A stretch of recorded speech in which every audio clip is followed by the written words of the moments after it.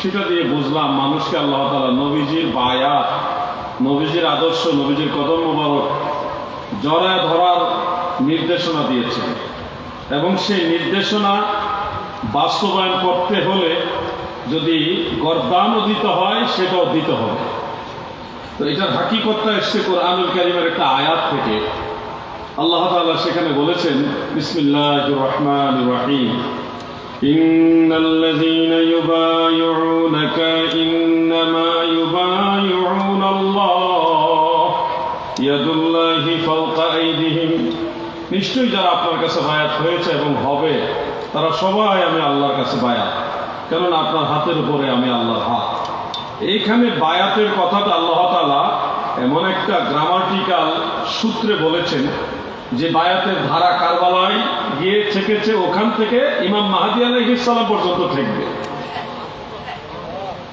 এখানে আল্লাহ তাআলা বলেছেন ইউবাইউ, এটা মুজারের সিগা, দুইটা কাল এই শব্দের মধ্যে রয়েছে, একটা বর্তমান কাল আর একটা ভবিষ্যৎ কাল, হাল এবং মুস্তাকবিল, এই দুইটা কাল এটার মধ্যে রয়েছে। অর্থাৎ আল্লাহ তাআলা বললেন, বন্ধু যারা বর্তমানে আপনার কাছে বায়াত হচ্ছে, ভবিষ্যতেও আপনার কাছে বায়াত হবে। তার মানে রসুল পাকের বায়াত বন্ধ হবে না, এটা চলমান থাকবে। দ্বিতীয়ত এই জুমলাটা আল্লাহ তাআলা শুরু করেছেন ইন্নাল্লাযীনা এই শব্দগুলো দিয়ে। এই ইন্নাল্লাযীনা যদি কোনো জুমলার শুরুতে আসে তখন এটা ইস্তেমরারে দাওয়ামের ফায়দা দেয়, মানে সর্বকালের অর্থ দেয়। কোন নির্দিষ্ট কালের মধ্যে বাইন্ডিং থাকে না, এটা সব কাল এই অর্থের মধ্যে চলে আসে। যেমন ইন্নাল্লাযীনা আমানু ওয়া আমিলুস সালিহাত, নিশ্চয়ই যারা ঈমান আনে এবং নেক আমল করে। এখানে আমানু আর আমিলু দুইটাই মাজি, অতীত কালবাচক শব্দ, কিন্তু অর্থ করা হচ্ছে সর্বকালের। সর্বকালের, অতীতে, বর্তমানে, ভবিষ্যতে, সর্বকালে যারা ঈমান আনে, এনেছিল, আনছে, আনবে, ওয়া আমিলুস সালিহাত এবং নেক আমল করেছিল, করছে, করবে, তাদের সবার জন্য রইল লাহুম জান্নাতুন তাজরি মিন তাহতিহাল আনহার, সবার জন্য জান্নাত। ঠিক এই কায়দায় ইন্নাল্লাযীনা ইউবাইউনাকা, নবী গো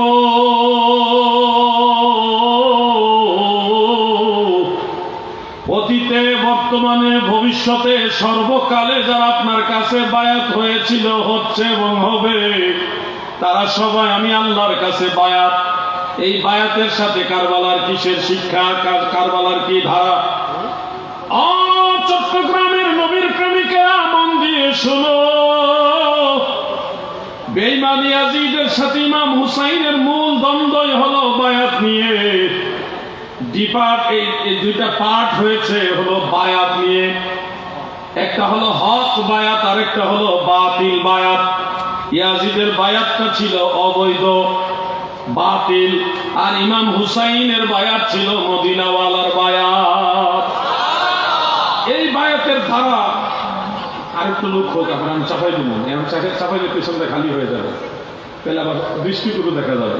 আর যারা দাঁড়ায় রয়েছে এরা বসার নিয়ত নাই, জোর করে বসাতে ছিল আর চলে যাবে। সামথিং ইজ বেটার দেন, একবারে চলে যাওয়ার সে দাঁড়ায় থাকা ভালো। এই জন্য আমি জোর করে কাউকে বসাতে চাই না। যদি মায়া লাগে, দয়া হয়, মহব্বত হয়, বসে যাবেন। আর যদি মনে করেন না আমি দাঁড়ায় আরাম লাগে, ওই দাঁড়ায় থাকলেও লস নাই। কারণ সহিহ মুসলিমের হাদিসটা প্রায়শই বলি, জিকিরের মাহফিলের পাশে কেউ দাঁড়িয়ে থাকলেও আল্লাহ এই কারণে গুনাহ মাফ করে দিবে। অতএব জান্নাতের বাগানের পাশে দাঁড়ায় থাকলে লস নাই। আপনার সারা জীবন ওয়াজ শুনলেন, ওয়াজ মাহফিল জান্নাতের বাগান।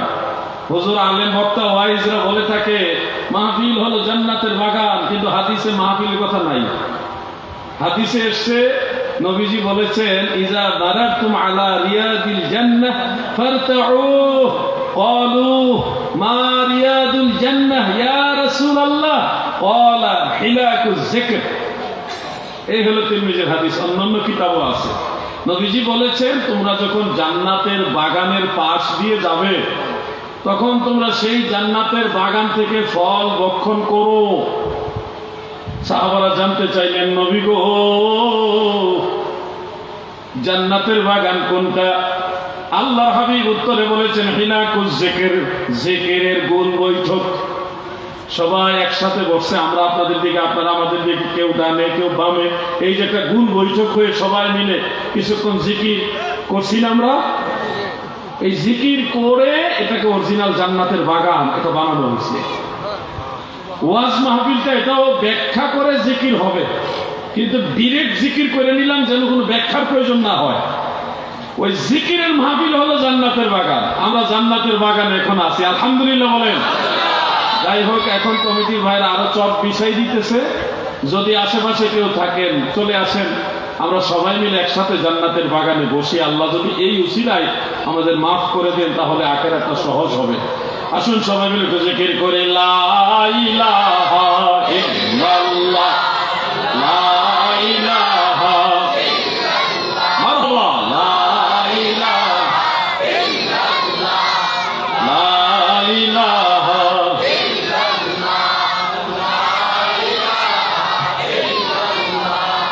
মাশরিক মাগরিব দিক বিদিক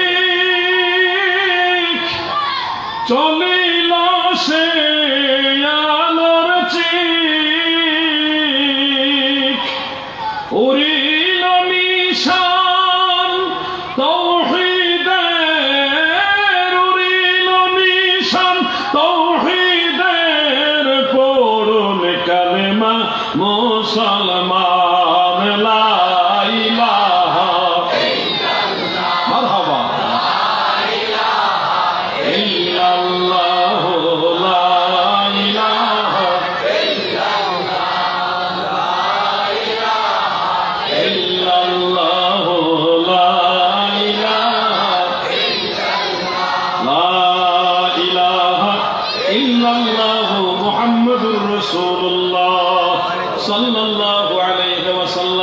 কারবালার মূল শিক্ষাটাই হলো বায়াত, বায়াতে রাসূল।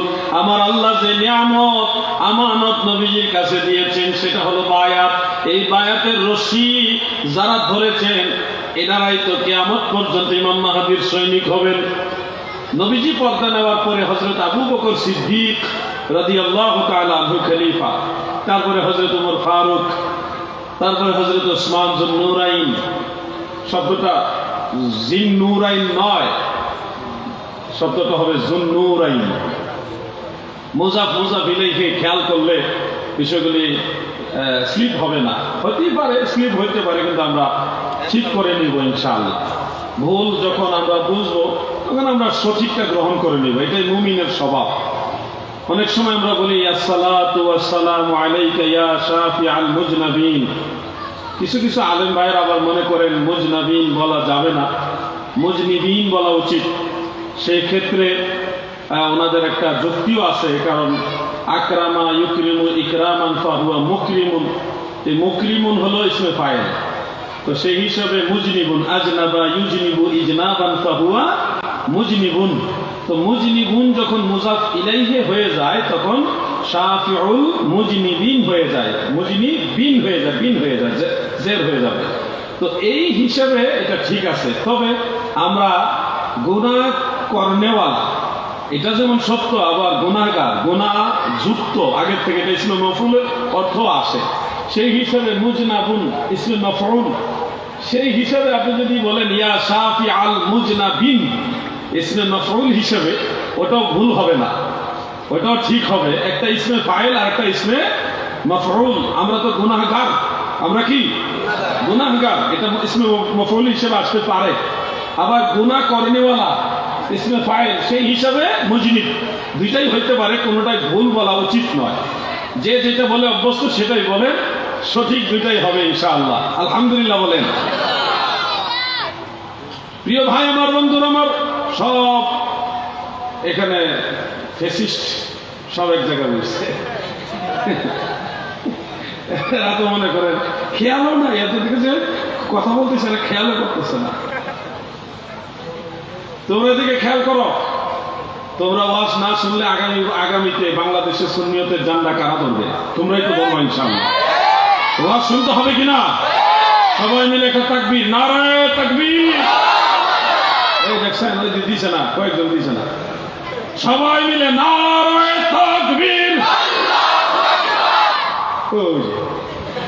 কইছে আল্লাহ, সবাই একসাথে নারায়ে তাকবীর, নারায়ে রিসালাত, আহলে সুন্নাত ওয়াল জামাত। এই তিনটা স্লোগান হলো আমাদের সবার। এরপরে সোহাদায়ে কারবালা, নারায়ে গাউসিয়া, বিভিন্ন স্লোগান দিবেন। ইদানিং দেখছি কিছু ভাইরা নারায়ে রিসালাত এরপরে যে নারায়ে গাউসিয়া দেন, এটার বিরুদ্ধে কথা বলা শুরু করছেন। কেন ভাই?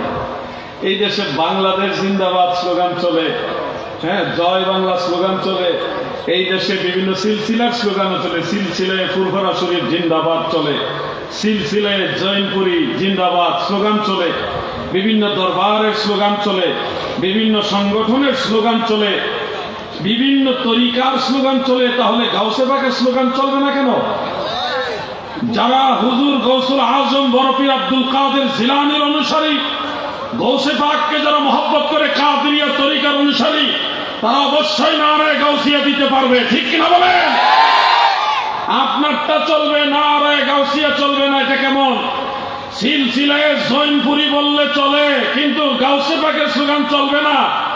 এই নোংরামি, এই হীনমন্যতা, এই যে একেবারে মানসিক যে একটা দুর্বল একটা পয়েন্ট, এটা দূর করতে হবে। আমরা ওলি আল্লাহ ভালোবাসি, ওলি আল্লাহর নামে স্লোগান হবে কি হবে না বলেন? নারায়ে রিসালাত, নারায়ে গাউসিয়া। বিভিন্ন আউলিয়াদের স্লোগান চলবে, বিভিন্ন দরবারের স্লোগান চলবে। আপনার নামে স্লোগান দিলে আপনি খুশি, অমুক হুজুরের আগমন, শুভেচ্ছা, স্বাগতম, বুকটার ফেরটা সামনের দিকে ভাষাটা গাউসে পাকের স্লোগান দিলে চেহারা মলিন হয়ে যায় কেন গো? হুজুর গাউসে পাক এমন একজন মহাওলি, যার কদম সমস্ত আল্লাহর ওলিদের কাঁধের উপর আল্লাহ রেখেছেন। ঠিক কিনা বলেন? সেই স্লোগান মজা লাগে না, মজা লাগে কি অমুক হুজুরের আগমন।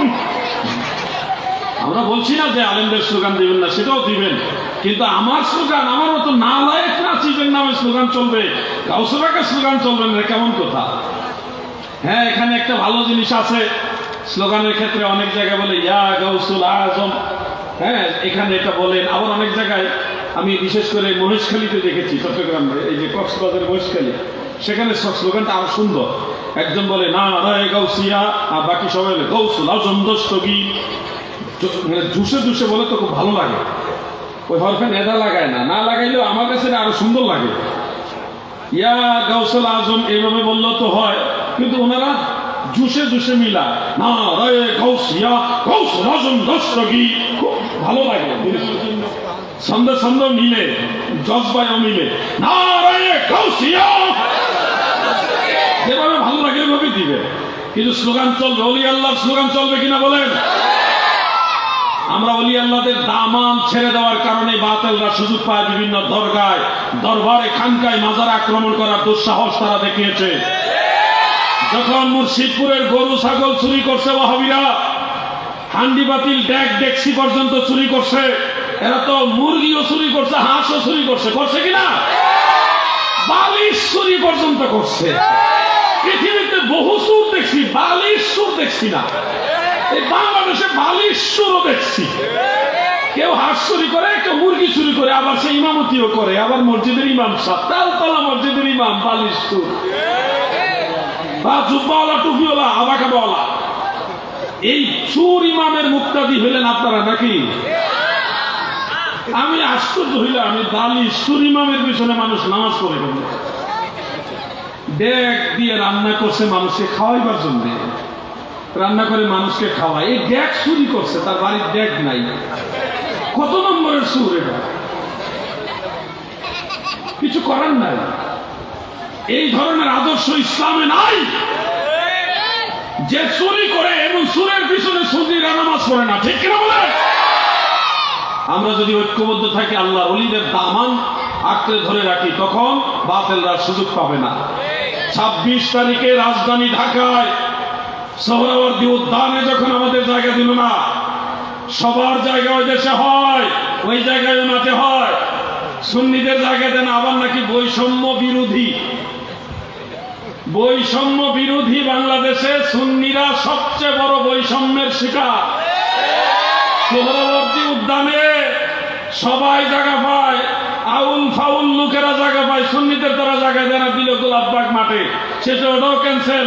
পরে জায়গা দিচ্ছে আমাদের প্রেস ক্লাবের সামনে একটা সামান্য জায়গা রাস্তার ভিতরে। পরে যখন সুন্নিরা তো সবাই যায় নাই, যারাই গেছে রাজধানী ঢাকা অচল হয়ে গেছে। যদি সুন্নি জামাতের কোন দরবারে, মাদ্রাসায়, প্রতিষ্ঠানে, খানকায়, কোন দরগায় কোন আল্লাহর ওলির মাজার আক্রমণ হয়, পুরো বাংলাদেশের 64 জেলা অচল করে দেওয়া হবে। সাপের লেজ দিয়ে কান খুঁচাবেন না। আমরা সুন্নিরা মানুষের খাওয়াইতে খাওয়াইতে মনটা নরম, খুব সহজে সেটি না, সেতলে কিন্তু ঠেকাইতে পারবেন না। কারবালার শিক্ষা থেকে আমরা ওইটা শিক্ষা নিয়েছি, জান দিয়ে দিব, ইমান দিব না। শহীদ নুরুল ইসলাম ফারুকী রহমতুল্লাহ আলাইহি শুধু আল্লাহর ওলিদের দরবার, মাজার, ওলি আল্লাহর সম্মান, নবী রাসূলদের সম্মান, বিভিন্ন নবী রাসূলদের মাজার দরবারের স্মৃতিগুলি মানুষকে দেখায় দেয়।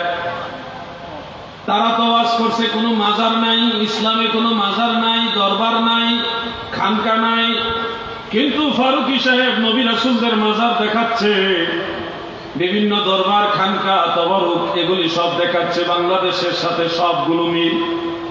এই কারণে সত্য কথাগুলি প্রকাশ করে দেওয়ার জন্য ফারুকী সাহেবকে তারা দুনিয়া থেকে বিদায় করে দিয়েছে। আমি জানতে চাই, পটিয়ার মুমিন মুসলমানেরা গো, ফারুকী যদিও দুনিয়াতে নাই, কিন্তু আমার নবীর গোলামেরা আছে না? না, আমরা মাজারে 10 টাকা 20 টাকা দিলে কি একটা ফতোয়া সাপ্লাই করে,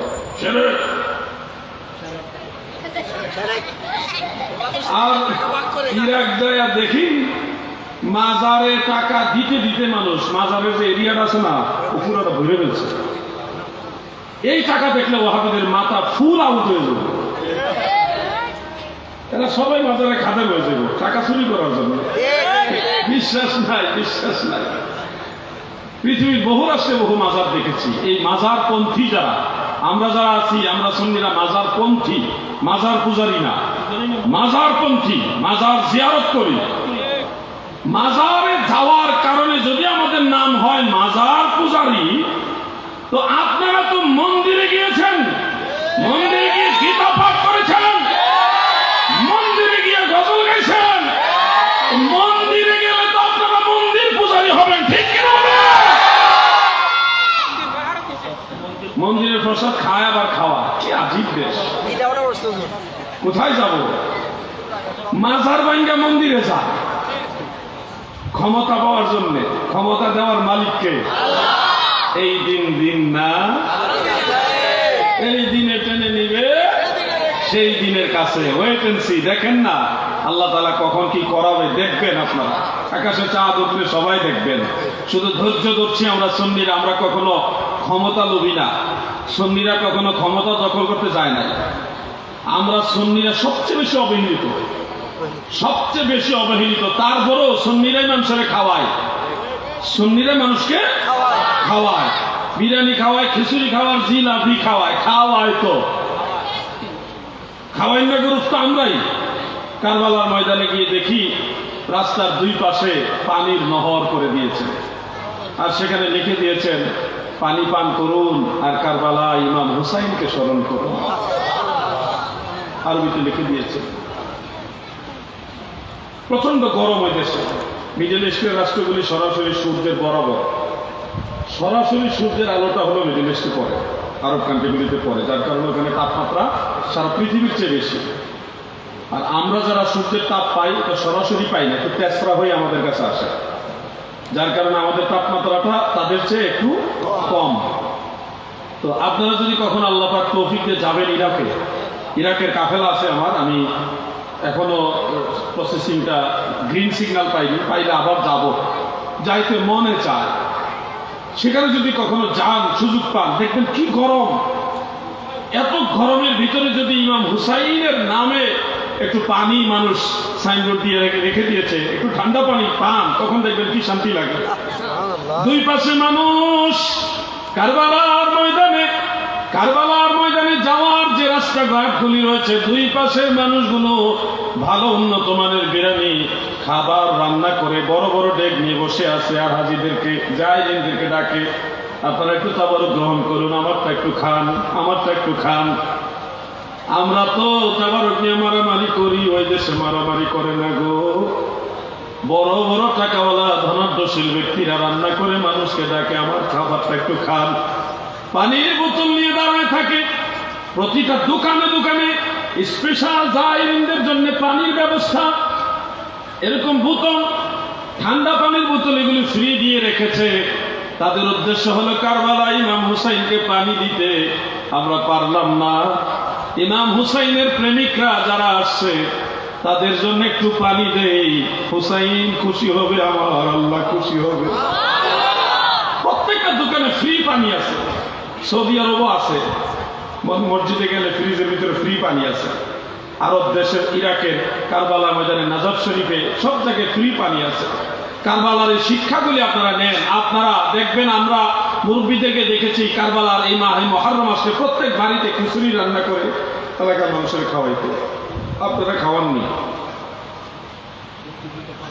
সবাই তো খাওয়ান না। একটু ফাতেহা করবেন, একটু মিলাদ শরীফ পড়ে এক ব্যাগ খিচুড়ি রান্না করে মানুষকে খাওয়াবেন মাহে মুহররম শরীফে। এটা ইমাম হুসাইন পাকের মহব্বতে করবেন। মাহে রবিউল আউয়াল শরীফ আসলে আপনারা সে সময় একটা মিলাদের আয়োজন করবেন বাড়িতে, তারপরে তো বড় কিছু মানুষকে খাওয়াবেন। এই সিস্টেমগুলো চালান চালান, দেখবেন আল্লাহ রহমত এবং বরকত পাবেন। অনেক মা বোনেরা বলেন, হুজুর ঘরের মধ্যে বালা মুসিবত লেগেই আছে, একজনের রোগ হয়, চিকিৎসা করে ভালো হইতে না হইতে আরেকজনের রোগ বেমার হয়। বাবা অসুস্থ, বাবা সুস্থ হইলে বাচ্চা অসুস্থ, বাচ্চা সুস্থ হইলে বাচ্চার মা অসুস্থ, একজনের পর একজন রোগ আর বেমার সবসময় লেগেই থাকে। এই ধরনের সমস্যা আপনারা দেখছেন কিনা? অনেক ফ্যামিলিতে আছে না এরকম? কেন হয়? প্রিয় নবীজি বলেছেন, লিকুল্লি শাইইন যাকাতুন, প্রত্যেকটা জিনিসের যাকাত আছে। আর ঘরের যাকাত হলো জিয়াফত।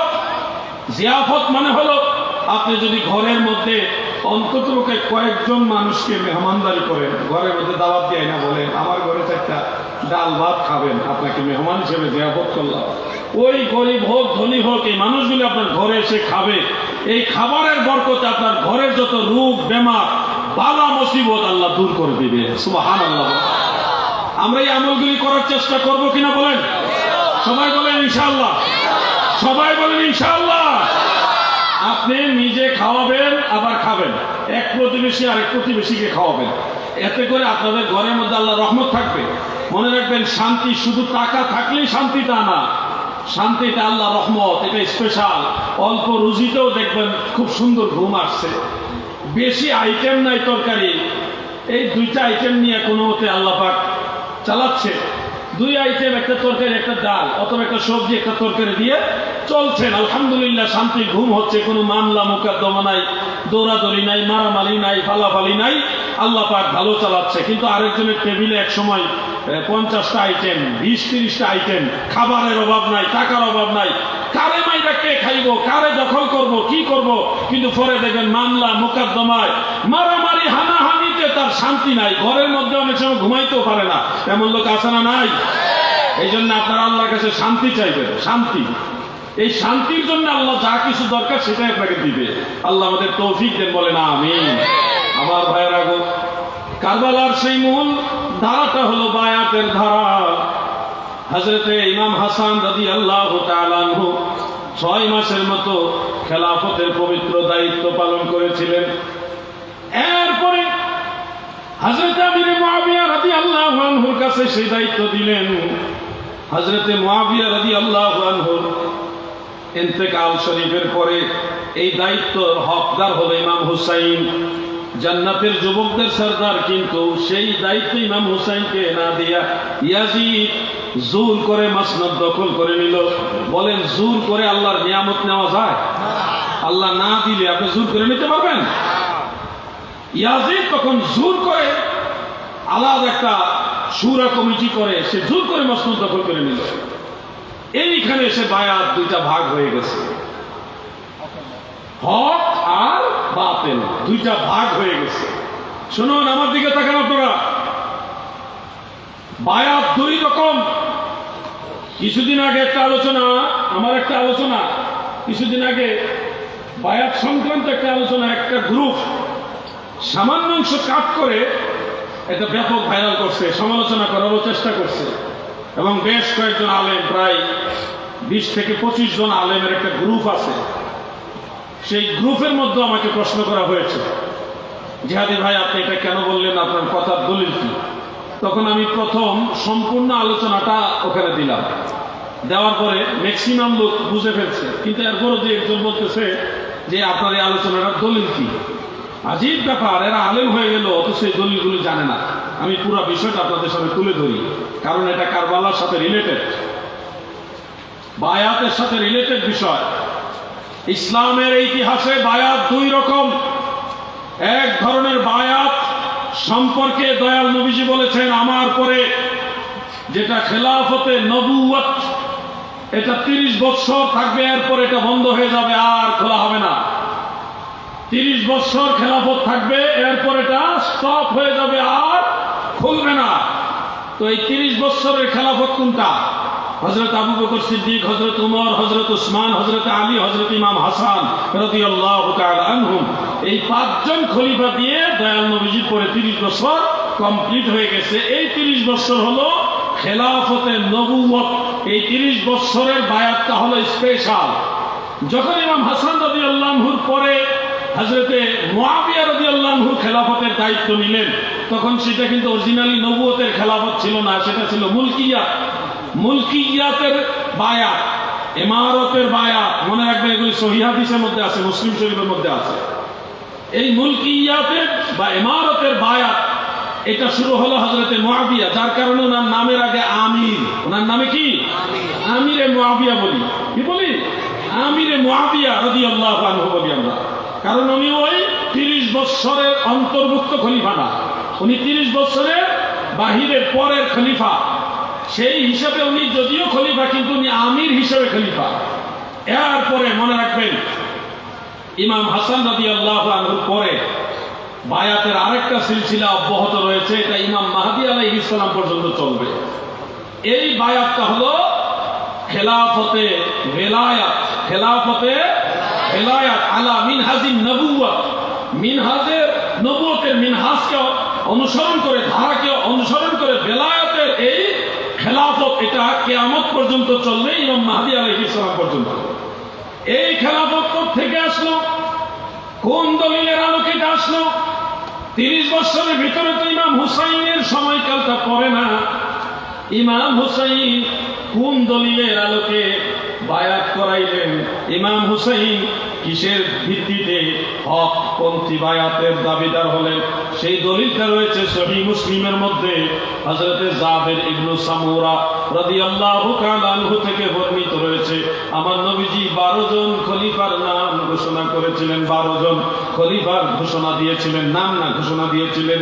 নবীজি বলেছিলেন এই 12 জনের মাধ্যমে উম্মতের মধ্যে শৃঙ্খলা, ন্যায় নীতি এটা প্রতিষ্ঠিত থাকবে। ইমাম মোল্লা আলী কারি রাহমাতুল্লাহ আলাইহি মিশকাতুল শামিরকাতের মধ্যে উল্লেখ করেছেন। ইমাম আব্দুর রহমান জামি রাহমাতুল্লাহ আলাইহি তিনিও বলেছেন, অন্যান্য ইমামরাও বলেছেন, এই 12 জন খলিফার মধ্যে অন্যতম প্রধান খলিফা হলো ইমাম হুসাইন। এরপরে হযরতে যাইনুল আবেদিন, তারপরে ইমাম মুহাম্মদ বাকির, তারপরে হযরতে ইমাম জাফর সাদিক, হযরত ইমাম মুসা কাজিম, এভাবে যেতে যেতে 12 নম্বর খলিফা হলো ইমাম মাহদী আলাইহিস সালাম। এই 12 জন খলিফার মাধ্যমে পৃথিবীর আনাচে কানাচে খেলাফত প্রতিষ্ঠিত হয়েছে, প্রতিষ্ঠিত রয়েছে। যেমন ধরেন আপনারা চট্টগ্রামে যারা আছেন, আপনারা আওলাদে রাসূল তৈয়ব শাহ হুজুর রহমাতুল্লাহ আলাইহি, তাহের শাহ হুজুর মাদ্দাজিল্লাহুল আলীর বায়াত আছেন না?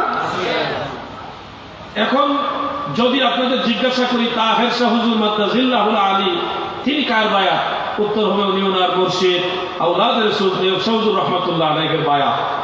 তিনি কার বায়াত? উত্তর হবে উনি সৈয়দ আহমদ সিরকুটি রহমাতুল্লাহ আলাইহির বায়াত।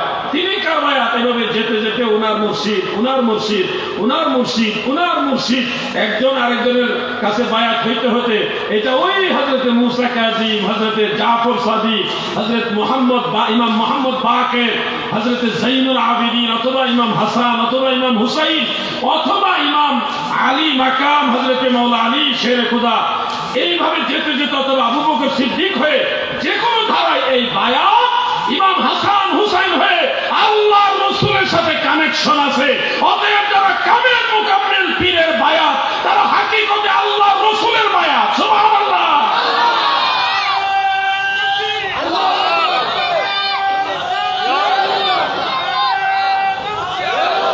কামেল মুকাম্মেল পীর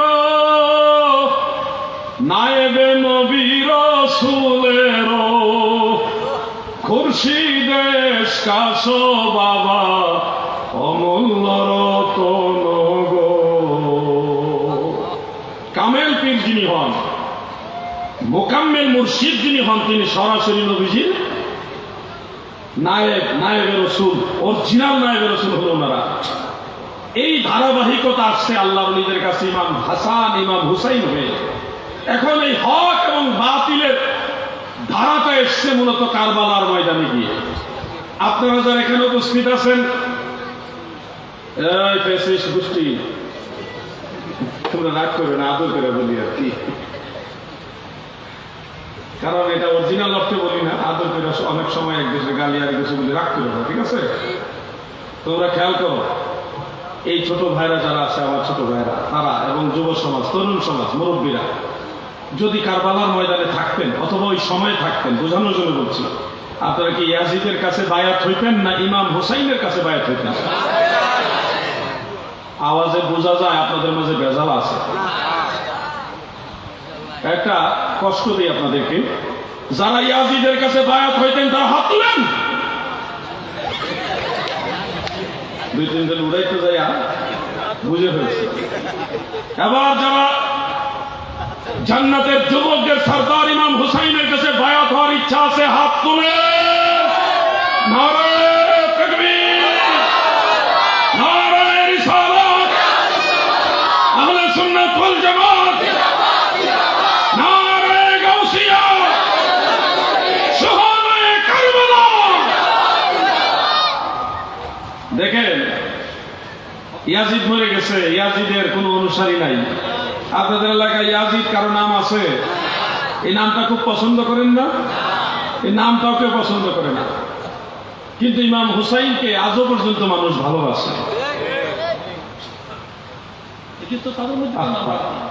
তারা যারা ইয়াজিদকে রহমাতুল্লাহ বলে, তারাও তো ইয়াজিদ নাম রাখে না। তবে আমি আশ্চর্য হইল, জর্ডানে গিয়ে দেখি একজনের নাম ইয়াজিদ। জর্ডানে একজন লোকের নাম পাইলাম ইয়াজিদ, আশ্চর্য হয়েছি, ইয়াজিদ নাম পাইছি আমি। তো এরা কেন রাখলো জানি না, এটা কি খারিজি গোষ্ঠী কিনা নাকি আমি বিস্তারিত জানি না, তবে এই নাম পাইছি আমি খুঁজে। আমাদের বাংলাদেশে আমার জানা মতে কারো নাম ইয়াজিদ নাই। এই নাম ভবিষ্যতে রাখবেন? এই নামটাকে পর্যন্ত মানুষ ঘৃণা করে, কারণ এই নামের একটা মানুষ খারাপ। নামটা কিন্তু আসলে খারাপ না, কিন্তু এই নামের একজন লোক খারাপ, এই জন্য এই নামটাকে পর্যন্ত মানুষ ঘৃণা করে।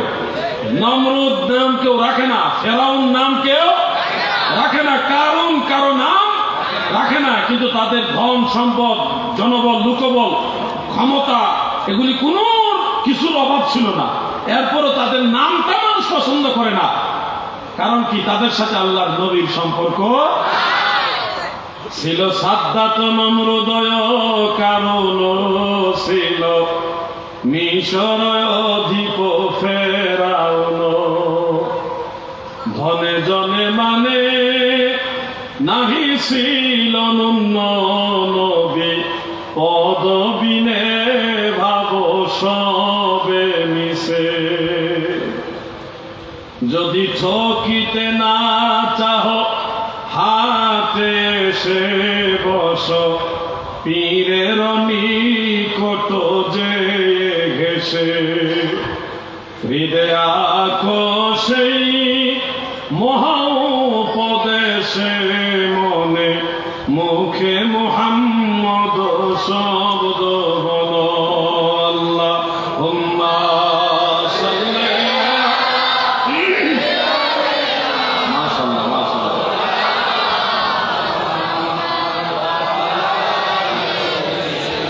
সাইয়্যিদিনা মাওলানা।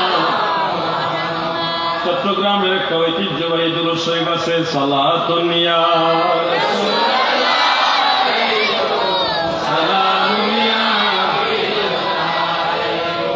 ভালো লাগে এটা। আমাদের কুমিল্লা অঞ্চলে আবার একটু ব্যতিক্রম সুরে পড়ে, আপনাদের সুরের সাথে আমাদের সুর মিলে না, কিন্তু দুরূদ এটাই একটু ব্যস্কম আছে আর কি। এই যে মোস্তফা জানের রহমত পে লাখ সালাম, আপনাদের এই চট্টগ্রাম শহরে যেই সুরে পড়ে, আবার দেখা গেছে কক্সবাজারের সামান্য একটু ব্যস্কম আছে, সুরে একটু ব্যস্কম হয়ে যায়। আবার ওই রাঙ্গুনিয়াতে গিয়ে দেখি সামান্য কিছু কিছু জায়গায় ব্যস্কম, সুরে ব্যস্কম, তো জিনিস একটাই। পাকিস্তান ইন্ডিয়াতে গিয়ে দেখে আরো ব্যস্কম, সুরে ব্যস্কম। পাকিস্তানে যাই, ইন্ডিয়াতে দেখেছি, তো এই সুর ব্যস্কম হলো, এগুলি চলবে। নবীর শান যেইভাবে হোক, যেই সুরেই হোক, নবীর শান নাম চলবে। কি বলেন আপনারা?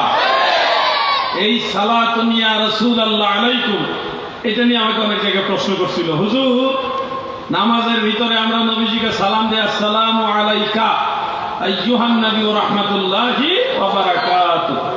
এখানে তো আসসালামু আলাইকা বলি, এখানে কা কেন বলি? আবার ওইখানে আপনারা কুম বলেন কেন? সালাতুন ইয়া রাসূলুল্লাহ আলাইকুম, সালামুন ইয়া রাসূলুল্লাহ আলাইকুম, এই দুইটার হাকিকত কি? এই হাকিকত আবার বুঝায় ব্যাখ্যা করে বলা লাগছে। নামাজের ভিতরে আসসালামু আলাইকা কেন বলি? এটা আমার নবীজির তাযীম তাকরীমের কারণে বলি। আমাদের দুই কাঁধে দুইজন ফেরেশতা আছে, লেখক আসেনি? আপনাদের এলাকায় আছে নাকি? তার মানে বোঝা যাচ্ছে সারাদিন কি বলছেন না করছেন সব কিন্তু নোট হচ্ছে, নোট। কিরামান কাতিবিনা ইয়ালামুনা মা তাফআলুন, কোরআনের আয়াতের মধ্যে আছে। এই দুইজন ফেরেশতা আমাদের কাঁধে আছে, একজনের দায়িত্ব নেক কাজগুলো নোট করা, আরেকজনের দায়িত্ব হলো বদ কাজ, গুনার কাজগুলো নোট করা। এখন আপনাদের কাছে আমার জিজ্ঞাসা, দয়াল নবীজির কোনো গুনাহ আছে? নবীদের গুনাহ আছে?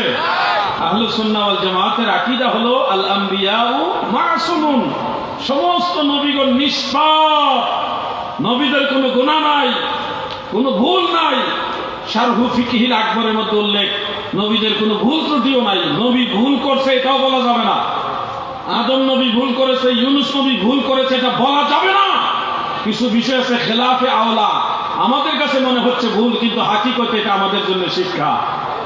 উম্মতকে শিক্ষা দেওয়ার জন্য কিছু কিছু ঘটনা আল্লাহ নবীদের দিয়ে ঘটাইছেন, এটা নবীদের এখতিয়ারে না, আল্লাহর এখতিয়ারে হয়েছে। উম্মতকে শিখাইবার জন্য, আল্লাহ বান্দাদেরকে শিখাইবার জন্য।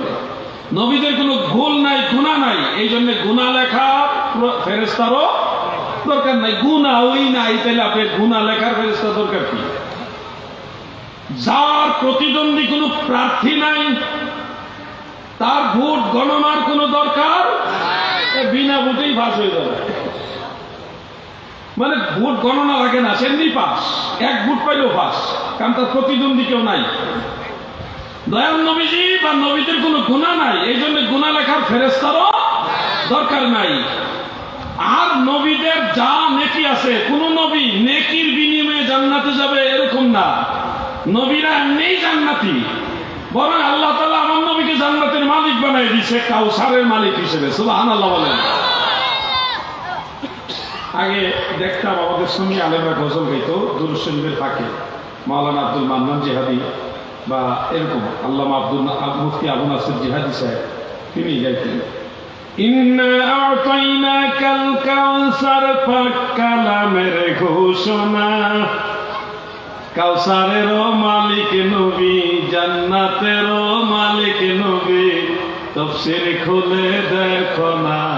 আল্লাহুম্মা সাল্লি আলা সাইয়্যিদিনা মুহাম্মদ নবিয়িনা শাফিঈনা মুহাম্মদ, আল্লাহুম্মা সাল্লি আলা সাইয়্যিদিনা, ওরা মহব্বতে করো, নবিয়িনা শাফিঈনা মোহাম্মদ নাম গলায় পড়ো, এই নামে হো দেওয়ানা রে, এই নামে হো দেওয়ানা। এই নাম বিনে রোজ হাসরে, এই নাম বিনে রোজ হাসরে বান্ধব কাউরে পাইবা না। আল্লাহুম্মা সাল্লি আলা সাইয়্যিদিনা মুহাম্মদ নবিয়ানা শাফিঈনা মাওলানা মুহাম্মদ সাল্লু আলাইহি ওয়া সাল্লিমু তাসলিমা। পাক কোরআনের ঘোষণা, নবীর উপর দরুদ পড়া, নবীজিকে সালাম দেওয়া স্বয়ং আল্লাহ পাকের ঘোষণা। আল্লাহুম্মা সাল্লি আলা মাশাআল্লাহ নবিয়ানা শাফিঈনা মাওলানা মুহাম্মদ। আল্লাহুম্মা সাল্লি আলা সাইয়্যিদিনা, ভালো লাগে দেখছেন, নবিয়ানা শাফিঈনা মাওলানা মুহাম্মদ। এই যে এই গজলগুলো, এই দুরূদ শরীফগুলো ওয়াহাবি নজদি যারা তারা পড়ে না। কেন পড়ে না? এর অনেক কারণের মধ্যে মূল একটা কারণ হলো তারা নবীজি সহ কোন নবীদেরকে শাফাআতের মালিক মনে করে না। আপনারা যুবক ভাইরা হয়তো দেখছেন, কয়েকদিন আগেও এক বক্তা, একজন আলেম, নাম বলবো না, সে দাবি করতেছে নবীজি শাফাআত করবে, হাসরের ময়দানে সুপারিশ করবে, এই ধরনের একটি আয়াতও সে কোরআনে পায় না। শুনছেন না? বক্তব্য দিয়েছে কোরআনে নাকি নবীর শাফাআতের আয়াত সে পায় নাই। যে কোনো ভাবে এরা নবীজির শাফাআতকে অস্বীকার করে, এরা মুনকিরিনে শাফাআত, ইবনে তাইমিয়ার গোষ্ঠী, এরা নবী রাসূলের শাফাআত বিশ্বাস করে না। আয় শোনো, কোরআনে শাফাআতের কথা আছে, তুমি বুঝো না, তোমার সেই আকল নাই বুঝার মতো। শাফাআত থেকে নরমাল জিনিস, এর চেয়ে বড় জিনিসের কথা আল্লাহ বলেছে কোরআনের আয়াতের মধ্যে। আল্লাহ তাআলা বলেছেন, আসা আইয়াবআসাকা রাব্বুকা মাকামান মাহমুদা। নবী গো,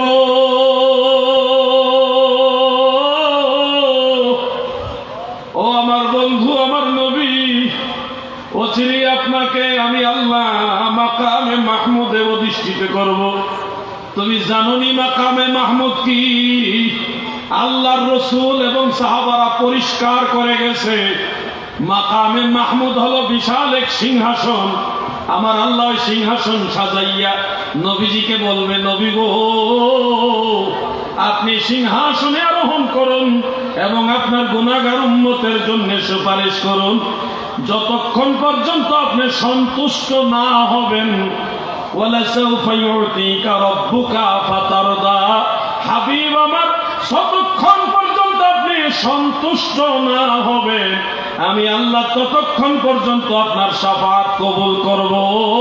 তাফসীরে কবীরের মধ্যে ইমাম ফখরুদ্দিন রাজি রহমাতুল্লাহ আলাইহি তিনি লিখতেছেন, আমার নবীজির হাদিস শরীফ, আল্লাহর হাবিব বলেন, আমার একজন গুনাহগার উম্মত যদি জাহান্নামে থাকে, আমি রাহমাতুল লিল আলামিন নবী জান্নাতে যাব না। আমার শাফাআতের কান্ডারি মদিনাওয়ালা, আমার শাফাআতের কান্ডারি মদিনাওয়ালা, আলা হযরত মুস্তাফা নবী সাল্লাল্লাহু আলা, আলা হযরত মুস্তাফা নবী সাল্লাল্লাহু আলা। কে বলে নবী গোলাপের ফুল, কে বলে নবী নূরের পুতুল, নয় সে গোলাপ নয় সে পুতুল, নূর আল্লাহর, বলুন, নয় সে গোলাপ নয় সে পুতুল, নূর আল্লাহর, আলা হযরত মুস্তাফা নবী সাল্লাল্লাহু আলা, আলা হযরত মুস্তাফা নবী সাল্লাল্লাহু আলা। আমার শাফাআতের কান্ডারি, শাফাআতের কান্ডারি মদিনাওয়ালা, বলুন, শাফাআতের কান্ডারি মদিনাওয়ালা, আলা হযরত মুস্তাফা নবী সাল্লাল্লাহু আলা। এই দুটা নবীর শাফাআতের আয়াত কোরআনে খুঁজে পায় না। যে দুইটা আয়াত বললাম, ওয়ালা সাউফা ইউতিকা রাব্বুকা ফাতারদা, এটা শাফাআতের আয়াত। আসা আইয়াবআসাকা রাব্বুকা মাকামান মাহমুদা, এটা তারা বুঝবে যারা নবী বুঝে। এই আয়াত থেকে শাফাআত তারা বুঝবে না যারা নবীর দুশমন। মনে রাখবেন, দয়াল নবীজি বলেছেন, উতিতু শাফাআহ, আমাকে শাফাআতের অধিকার দেওয়া হয়েছে।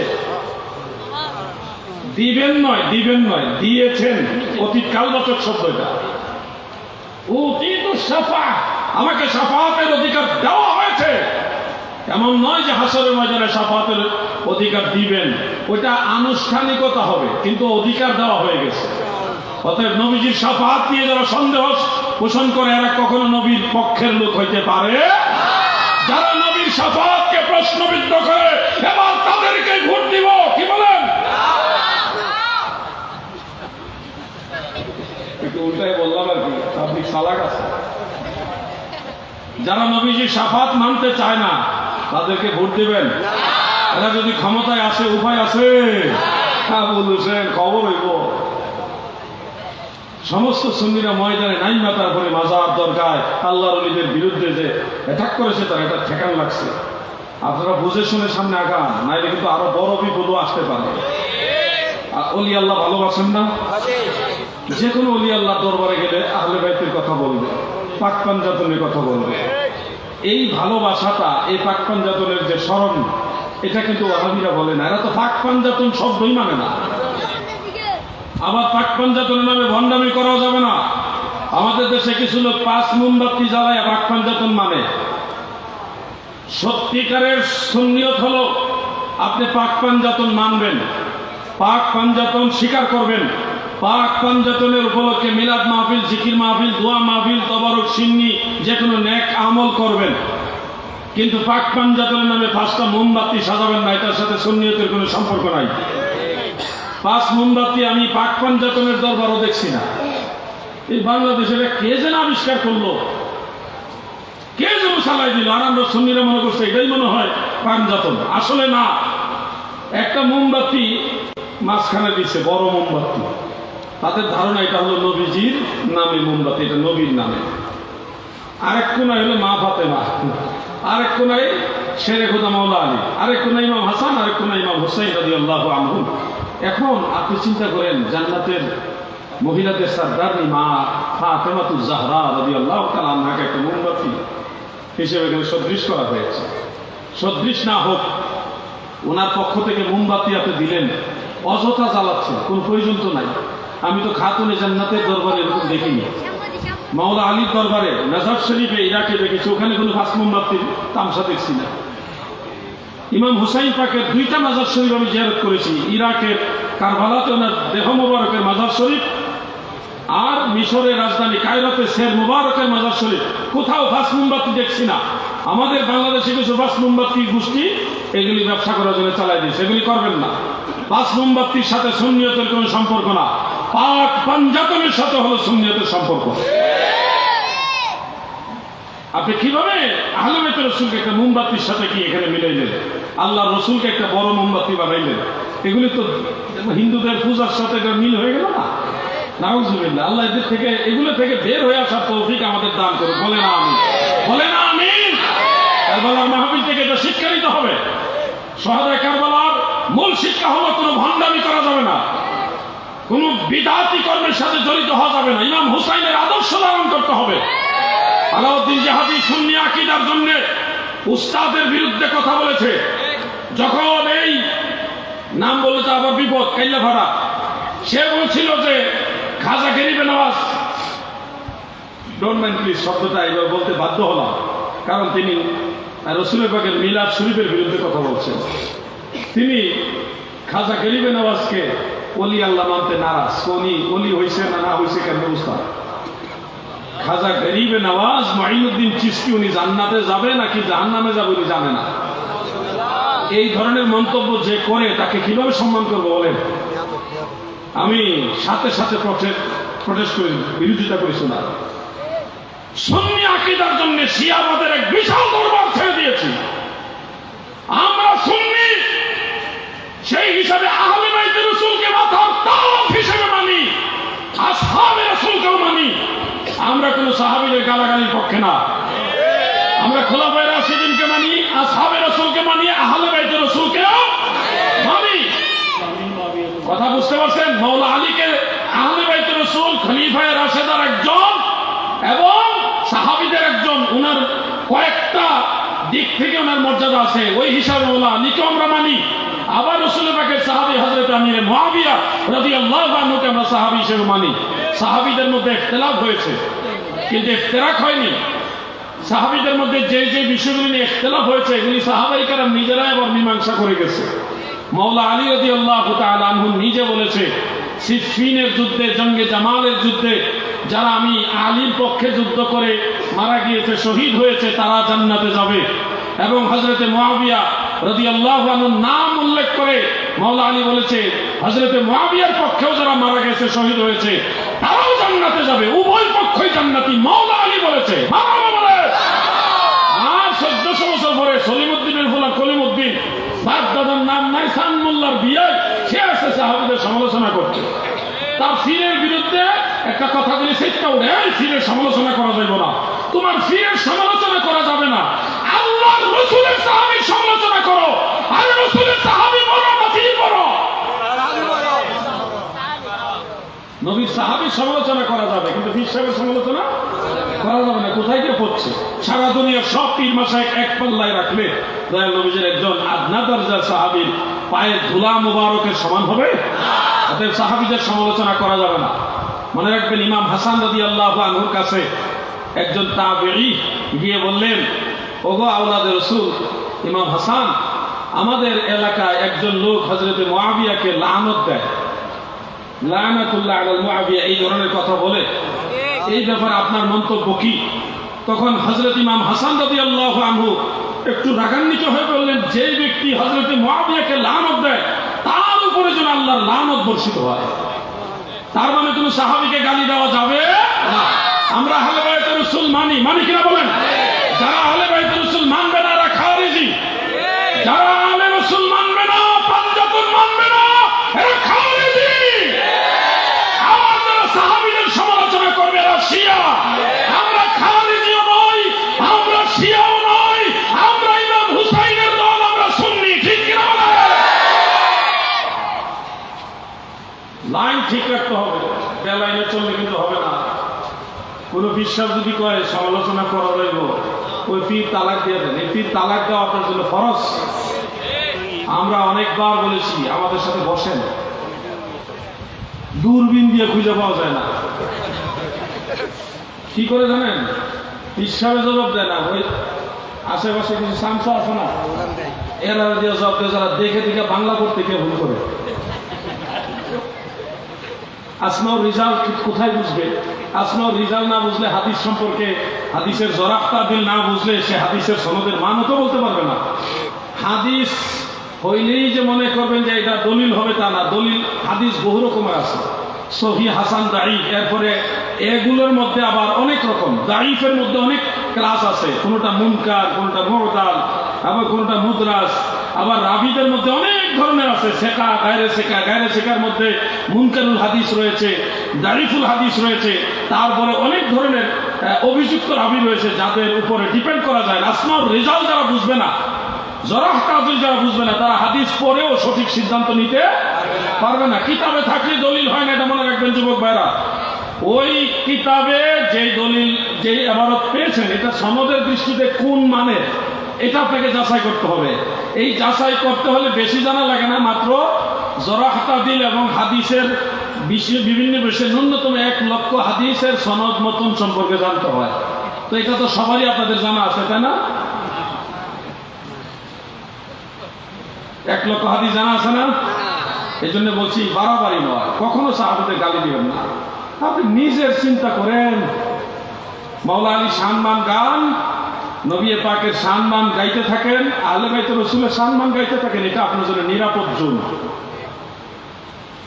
আর এখান থেকে দাঁড়িয়ে যদি আরেকজন সাহাবীর সমালোচনা করেন তাহলে কিন্তু বিপদে পড়ে যাবেন। আমার কথা বেজার হচ্ছেন আপনারা? বেজার হলে কিচ্ছু করার নেই, এটাই হক। কিয়ামত পর্যন্ত এটাই হক, কিয়ামতের পরেও এটা হক, এটার বাইরে কোনো কথা নাই। ইদানিং চট্টগ্রামে একটা বিষয় নিয়ে খুব বার্গেনিং হচ্ছে, আমি অনলাইনে ফলো করলাম। আহলে বাইতুর রাসূল তিনাদের নামের সাথে আলাইহিস সালাম বলা যাবে কিনা এটা নিয়ে আমি এই বিষয়টা একটু কথা বলতে চাই। শুনুন, আবহমান কাল থেকে, মানে ইসলামের আবহমান কাল থেকে সালাফদের আমলের মধ্যে আমরা দেখেছি তারা অনেক ক্ষেত্রে ইমাম হাসান, ইমাম হুসাইন, হযরত আলী, মা ফাতেমা তিনাদের নামের সাথে রাদিয়াল্লাহু আনহু লিখেছেন, ম্যাক্সিমাম টাইমে রাদিয়াল্লাহু আনহু লিখেছেন, মাঝে মধ্যে আলাইহিস সালামও লিখেছেন। সেই হিসাবে আমরা সুন্নি মতাদর্শীরা ম্যাক্সিমাম টাইমে রাদিয়াল্লাহু আনহু বলি, মাঝে মধ্যে আলাইহিস সালাম বলি। তবে যখন শিয়া সুন্নি এক প্রশ্ন দাঁড়াবে তখন আর শিয়াদের সাথে আমরা সাদৃশ্য রাখবো না। এটা মান তাশাব্বাহু বিকাউমিন ফাহুয়া মিনহুম, আবু দাউদ শরীফ হাদিস অনুযায়ী। মনে রাখবেন, আলাইহিস সালাম মাওলা আলীকে যেমনিভাবে বলা যাবে আবু বকর সিদ্দিককেও বলা যাবে। মাওলা আলীকে, ইমাম হাসান রাদিয়াল্লাহু আনহুকে আলাইহিস সালাম যেভাবে বলা যাবে হযরত উমর ফারুক, হযরত ওসমান জুন্নুরাইন, মাওলা আলী সবাইকেই বলা যাবে।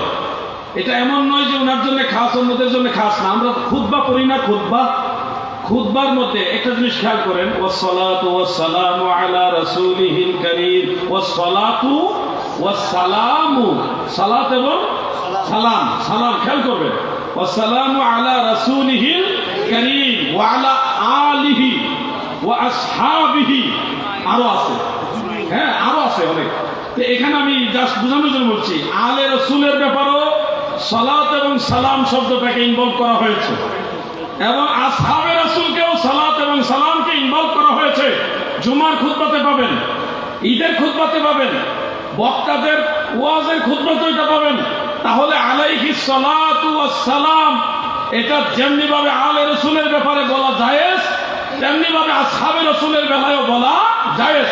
হ্যাঁ, আমরা সুন্নি মতাদর্শী সালাফদেরকে অনুসরণ করি, ওনারা সাহাবায়ে কেরাম সম্পর্কে ম্যাক্সিমাম সময় রাদিয়াল্লাহু আনহু শব্দটা ব্যবহার করেছেন, কারণ এই শব্দ আল্লাহ নিজে সাহাবীদের সম্পর্কে ব্যবহার করেছেন।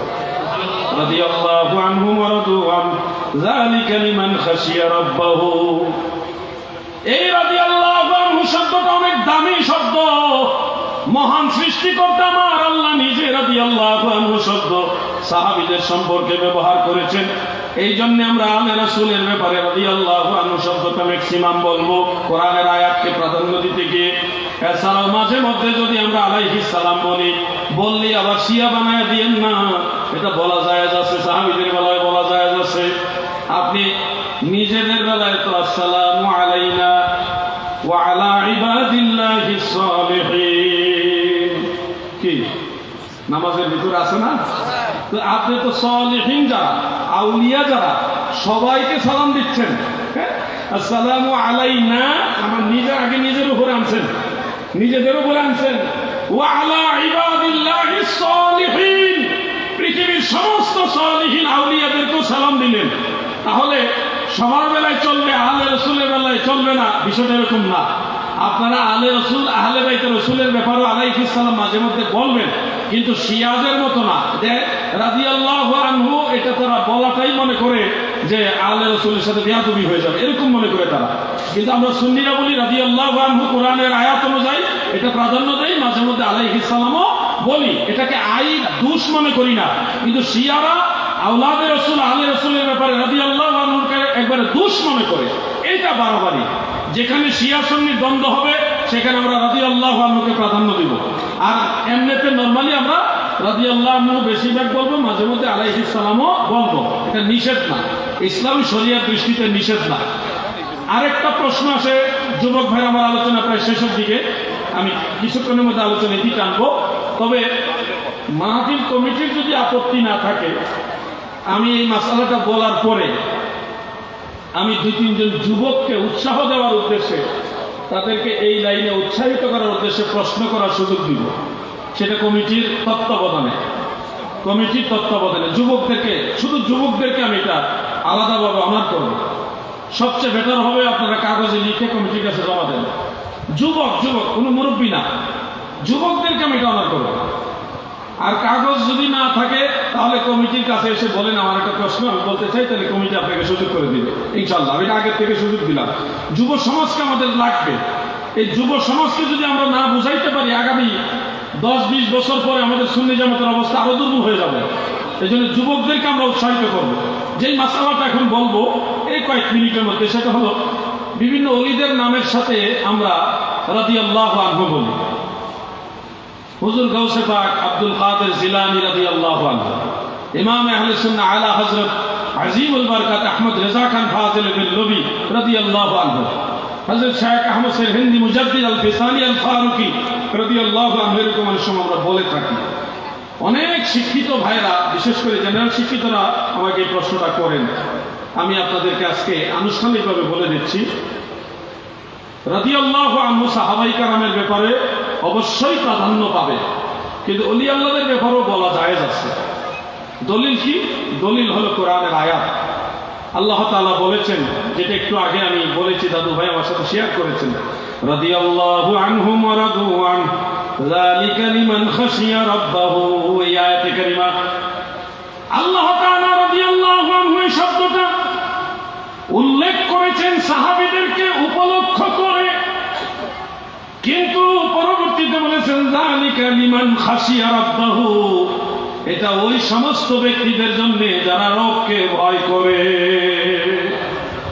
অন্য আয়াতে মুত্তাকি আলেমদেরকে মেনশন করে, আল্লাহর আউলিয়াদেরকে মেনশন করে আমার আল্লাহ বলেন, খেয়াল করে শুনবেন কথাগুলো, আলা ইন্না আউলিয়া আল্লাহি লা খাউফুন আলাইহিম ওয়া লা হুম ইয়াহজানুন আল্লাযীনা আমানু ওয়া কানু ইয়াত্তাকুন।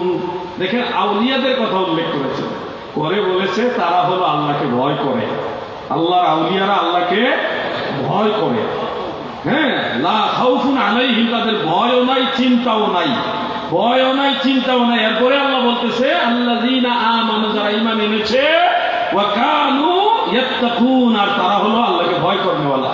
এই যে আল্লাহকে ভয় করে, এই পরিচয়টাই হলো লিমান খাশিয়া রাব্বাহু, যারা আল্লাহকে ভয় করে তাদের ব্যাপারে রাদিয়াল্লাহু আনহু ওয়া রাদু আন। খেয়াল করবেন কথাগুলো। অন্য আয়াতে আল্লাহ তাআলা বলেছেন ইন্নামা ইয়াখশাল্লাহা মিন ইবাদিহিল উলামা, যারা মুত্তাকি পরহেজগার আলিম তারা আল্লাহকে ভয় করে। এই আয়াত অনুযায়ী যারা আল্লাহর ওলি এবং মুত্তাকি আল্লাহকে ভয় করনেওয়ালা তাদেরকে রাদিয়াল্লাহু আনহু বলা কোরআনের আয়াত অনুযায়ী জায়েজ। এই জন্য বড় পীর আব্দুল কাদের জিলানী উনি আল্লাহকে ভয় করনেওয়ালাদের অন্তর্ভুক্ত আছে না নাই? খাজা গরিব নওয়াজ আছে না নাই? আলা হযরত আছে না নাই? এই ধরনের আল্লাহর ওলি যারা, তাদের ব্যাপারে আপনি কোরআনের আয়াত অনুযায়ী রাদিয়াল্লাহু আনহু বলতে পারবেন। তবে সব সময় না বলে ম্যাক্সিমাম রহমাতুল্লাহ আলাইহি বলবেন, রাহিমাহুল্লাহ, মাঝে মধ্যে রাদিয়াল্লাহু আনহু বলবেন। এগুলি ব্যালেন্স করে চলবেন দাদু। আমাদের অনেক ভাইরা অনেক বেশি বুঝতে চায়। হ্যাঁ, আলা হযরতের নামের সাথে রাদিয়াল্লাহু আনহু বললেন কেন? উনি কি সাহাবী নি? এরকম প্রশ্ন করে। এরা জানে না তাফসীরে রুহুল বায়ানের মধ্যে উল্লেখ, আল্লামা ইসমাঈল হাক্কি হানাফি রাহিমাহুল্লাহ তিনি লিখেছেন রাদিয়াল্লাহু আনহু লাইসা বিতাখসিসিন বিসসাহাবা। যারা আলেম তারা তো বুঝে ফেলেছেন, আহলে সুন্নাহ ওয়াল জামাতের রায় হলো রাদিয়াল্লাহু আনহু সাহাবীদের ব্যাপারে বলা উত্তম, কিন্তু এটা তাদের জন্য খাস নয়। আপনি চাইলে রাদিয়াল্লাহু আনহু বলতে পারেন, সাহাবীদের ব্যাপারে আরো উন্নত সুন্দর শব্দ সেগুলি বলতে পারবেন, এটা ছাড়া অন্যটা বলা যাবে না এরকম নয়। আর সাহাবী ছাড়া অন্য কাউকে রাদিয়াল্লাহু আনহু বলা যাবে না, এটা আহলে সুন্নাহ ওয়াল জামাতের ফয়সালা নয়। ইমাম বুখারী সাহাবী নয়, তাবেঈও নয়, অথচ আপনি দেখবেন বুখারী শরীফের কভার পেজের মধ্যে সেখানে ওনার নামের সাথে রাদিয়া আনহু লেখা আছে। ইমাম মুসলিমের নামের সাথে রাদিয়া আনহু লেখা।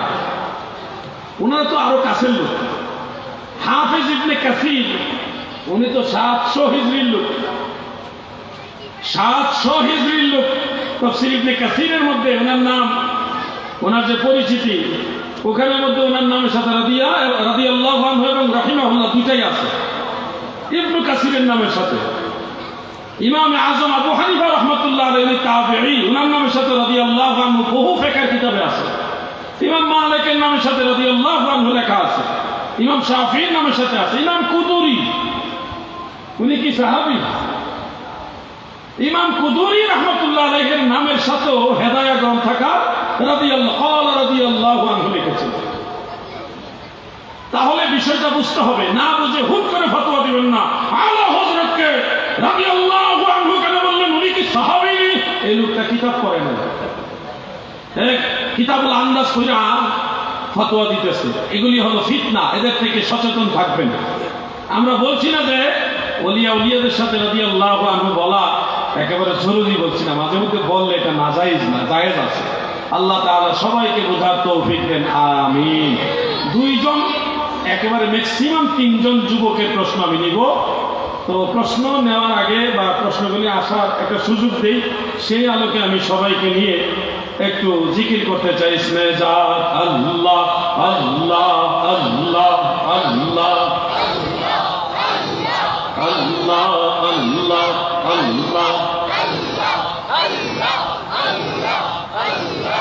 আল্লাহ আল্লাহ আল্লাহ আল্লাহ আল্লাহ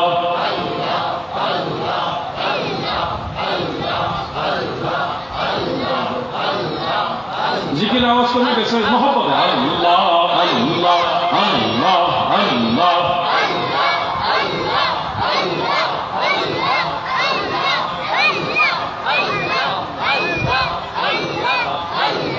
লা ইলাহা ইল্লাল্লাহু মুহাম্মাদুর রাসূলুল্লাহ সাল্লাল্লাহু আলাইহি ওয়া আলিহি ওয়াসাল্লাম। প্রশ্নটা এসে যুগ উপযোগী। প্রচলিত প্রাইজ বন্ড বা লটারি বৈধ নাকি হারাম? শরীয়তের একটা উসুল হলো আল হালালু মুবাইয়্যিন আও বাইয়্যিন ওয়াল হারামু বাইয়্যিন। হালাল এবং হারাম দুইটাই সুস্পষ্ট করা। তবে সহিহ বুখারীর মধ্যে আরেকটা হাদিস রয়েছে যেটা হালাল এবং হারাম হওয়ার ব্যাপারে সন্দেহ রাখছে। সন্দেহ রাখে এরকম জিনিস পরিত্যাগ করা নির্দেশনা দিয়েছেন দয়াল নবী। প্রাইজ বন্ড বা লটারি যে সিস্টেমটা এখন আসছে বর্তমান আমাদের দেশে, একটা টোকেন দেওয়া হয় যে আমার থেকে এই মালটা কিনলে আপনি একটা টোকেন পাবেন 1 মাস পরে বা নির্দিষ্ট একটা সময় পরে। প্রত্যেকের টোকেন নাম্বারগুলি একটা লটারি সিস্টেম করে, এই লটারির মধ্যে যে দুইজন যাচাই করে বাছাই করে আমাদের কাছে আসবে, সেই দুইজনকে আমরা এই পুরস্কার দিব। মোটরসাইকেল দিব, টেলিভিশন দিব, ফ্রিজ দিব, অনেক সময় উমরা করারও অফার দেয়। এই যে একটা সিস্টেম চালু হয়েছে দেশে, এই সিস্টেমটার পিছনে ভালো বা সৎ উদ্দেশ্যওয়ালা লোকের সংখ্যা একেবারেই কম। আমাদের বাংলাদেশে সোনার মানুষ বেশি, যার কারণে কপটকতা, ছলচাতুরি বা ধোঁকাবাজি এগুলি ওখানে বেশি। আপনি দেখবেন যেই মালটা চলে না, দীর্ঘদিন গুদামে পড়ে আছে, গোডাউনে পড়ে আছে, তারা এটা কিভাবে সেল দিবে, এই চিন্তাটা মাথায় যখন আসে তখনই লটারির ঘোষণাটা দেয়। এটা আমার একটা অভিজ্ঞতা। অনেক দিন ধরে এই মালটা চলতেছে না, কেমনে চালানো যায়। এখন এই মালটা তো প্রায় একেবারে ড্যামেজের কাছাকাছি, ডেট ওভারের কাছাকাছি চলে গেছে। এটা তো ভোক্তাদেরকে ঠকানোর উদ্দেশ্যে লটারি দিল, বেড়ার মাল অবিক্রি হইল, লাভও। এমনটা দেখা যায় যে জিনিসটার মূল্য, একটা কথার কথা যে 100 টাকা, সে লটারির উদ্দেশ্য হওয়ার কারণে এটার দাম 110 টাকা করে দেয়, একটু বাড়তি দাম দেয়। মানুষ নিয়ত করে জিনিসটা আমার এটা লাগবই, জিনিসটা এটা লইয়া লাই, যদি ভাগ্য লাগা যায় তাহলে তো একটা ফিরিস পাবো, না উমরাতে যাবো। মানুষের টার্গেটটা হলো লটারি। জিনিস যাচাই বাছাই করার চেয়ে বেশি টার্গেট নেয় লটারি। এই সুযোগ নিয়ে আমাদের ব্যবসায়ী ভাইয়েরা বাবারা বেজার হয়েন না। আমি জানি এই কাজের সাথে আপনারা অনেকে জড়িত, কিন্তু আমাদের উপরে জিম্মেদারি আছে। আমরা যারা মদিনাওয়ালার গোলামি করি, আমাদের উপরে জিম্মেদারি আছে আপনাদের সতর্ক করে দেওয়া। সেই সতর্কতার আলোকে আপনাদেরকে বলছি, এই ধরনের প্রাইজ বন্ড বা লটারির ক্ষেত্রে ম্যাক্সিমাম ভোক্তাদেরকে ঠকানো হয়। মানসম্মত মানসম্মত গুণগত মান সম্পন্ন দ্রব্য সামগ্রী আপনাদের দেয় না, যেটা প্রায় ড্যামেজ হওয়ার পথে অথবা যেটা চলে না, এই ধরনের মাল আপনাদেরকে গছায় দেন লটারির একটা লোক দেখাইয়া। এমনিতে কুরআনুল কারীমের মধ্যে আল্লাহ তাআলা লটারিকে নিষেধ করেছেন। তো সব ধরনের লটারি না, যেই ধরনের লটারির মধ্যে ভোক্তাদের সাথে প্রতারণার আশ্রয় নেওয়া হয়, ধোঁকার আশ্রয় নেওয়া হয়, ভোক্তাদের ঠকানোর আশ্রয় নেওয়া হয়, এই ধরনের লটারি হারাম কোরআনের আয়াত দ্বারা প্রমাণিত। কোন আয়াত? সূরা মায়েদা আয়াত নম্বর 90। আয়াত নম্বর কত? 90। বলেন আয়াত নম্বর কত? 90। আল্লাহ তাআলা সেখানে বলেছেন, বিসমিল্লাহির রহমানির রহিম, ইয়া আইয়ুহাল্লাযীনা আমানু ইন্নামাল খামরু ওয়াল মাইসিরু ওয়াল আনসাবু ওয়াল আজলামু রিজসুম মিন আমালিশ শাইতান ফাজতানিবুহু লাআল্লাকুম তুফলিহুন। আমি তো হাফেজ না, আয়াত ঠিক আছে না, স্লিপ হইতে পারে, কারণ আমরা তো হাফেজ না। এই আয়াতের মধ্যে 4টে জিনিসকে আল্লাহ তাআলা নিষেধ করেছেন। 1 নম্বরে মদ, খমর। 2 নম্বরে জুয়া নিষেধ। 3 নম্বরে মূর্তি দেব দেবী যে পূজা করা হয় এগুলি নিষেধ করা হয়েছে। 4 নম্বরে হলো লটারি।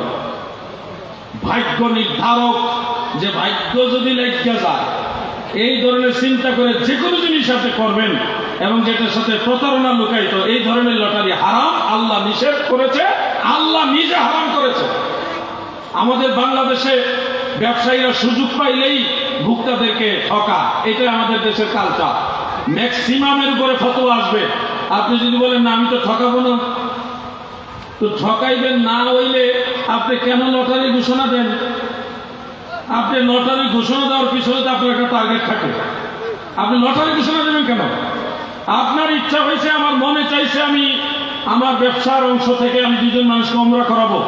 আপনি ব্যবসার পরে 2 জন মানুষকে ডাক দিয়া বলেন যে আমার ব্যবসার অংশ থেকে আমার এই 2 ভাইকে আমি উমরা করাইলাম আল্লাহর ওয়াস্তে দোয়া পাওয়ার জন্য। এইভাবে করেন না, এইভাবে দেখেন পাবেন না খাবেন। মাল কিনো, আমার থেকে মাল কিনো, তাইলে বোঝা গেল ডাল মে কুছ কালা হয়। এই জন্য সতর্ক থাকবে। আমাদের দেশের ব্যবসায়ী ভাইরা বেজার হবেন না। আপনারা যেই পরিমাণ পাপ করেন, আপনারা যে কেমনে জান্নাতে যাইবেন খুব চিন্তা হয় মাঝে মধ্যে। আল্লাহ স্পেশাল আপনাদের ক্ষমা না করবে, এই যুগের ব্যবসায়ীরা যে কেমনে জান্নাতে যাবে আল্লাহ তাআলা জানে। কিন্তু যদি সৎভাবে ব্যবসা করতেন, নবীদের সাথে শহীদদের সাথে জান্নাতে যেতে পারতেন। কত বড় সম্মান আল্লাহ রাসূল আপনাদের দিয়েছে। কিন্তু দেখেন না, বেশিরভাগ ব্যবসায়ী কেমনে 2 টাকা লাভ করে, 10 টাকার জিনিস 15 টাকা সুযোগ পেলে, মানে বাংলাদেশ এমন একটা দেশ, যদি শুনে কালকে কিয়ামত হবে, জায়নামাজের দাম বাড়াই দিবে। আজব দেশ। মুরগি চুরি করে মসজিদের ইমাম, হাঁস চুরি করে মসজিদের ইমাম, বালিশ চুরি করে মসজিদের ইমাম। এই দেশের ব্যবসায়ীরা যদি আমরা সবভাবে প্রাইস বন্ড দেই, লটারি দেই, এটা বিশ্বাস করবো কেমন? কারণ এই দেশের ইমাম সাহেব মুরগি চুরি। সবাই না, যারা কইতেছে আপনারা বুঝতেছেন। অতএব আপনারা সতর্ক থাকবেন, এগুলি থেকে দূরে থাকেন, আল্লাহর উপর ভরসা করেন, ভালো জিনিস দেখে শুনে তারপরে ক্রয় করবেন। আমি জানি আমার এই ফতোয়া এটা দেওয়ার পরে, এটা মনে কালকে না পরশু দিন একটা আলোচনা ছাড়ার পরে আমাদের ডেমরার এক মাদ্রাসার শিক্ষক আমার বিরুদ্ধে লাগছে, পোস্ট লিখছে। বাহারুর আছে, বাদায়ুর সানাইয়ের মধ্যে আছে, বেশ কয়েকটা কিতাবের নাম লেখছে। লেখা উপরে 1 নম্বর 2 নম্বর 3 নম্বর দিয়ে উনি আরবিতে লেখছে আর কি। উনি আরবি জাননেওয়ালা লোক, আরবিতে লেখছে এই শর্তে এটা জায়েজ, এই শর্তে এটা না জায়েজ। উনি নিজে একটা ফতোয়া লেখা কিতাবের নাম কতগুলি লেখা ধরে দিছে। আমি যখন কইলাম যে মূল এবারতের ছবি দেন, এখন আর আসে না। কিতাবের এবারতের ছবি দেন, ওখানে নাই। উনি নিজে ফতোয়া বানায়া কিতাব, বড় বড় কিতাবের নামে চালাই দিছে। পাটফারি কি মানুষ সবার লোকে করে? আলাউদ্দিন জাহাদি মারাত্মক চিজ বাড়ির দিয়ে বেরো লাগে। এই জন্য বলি, এগুলি হালাল বানাইবার বহু দুনিয়াদার মূল্য আছে। তাদের দাড়ি আমার চাইতে বড়, তাদের ডিগ্রি আমার চাইতে বড়। তারা শুধু কয়েকটা আরবি পড়বে, ওই যে এই মৌলবীর মতো আরবি নিজে ফতোয়ার কিতাবের নাম দিয়া নিজে ফতোয়া বানাই ফেলছে। এই দলের মৌলবীরা কয়েকটা আরবি বলবে আর কিতাবের নাম বলে জায়েজ বলে দিবে, আর এদেরকে ব্যাংকের মাধ্যমে হোক আর খামের মাধ্যমে মোটামুটি বান্ডেল পাঠিয়ে দেয়। বহুত আছে এরকম, এরকম আগের যুগে ছিল, এখন আছে।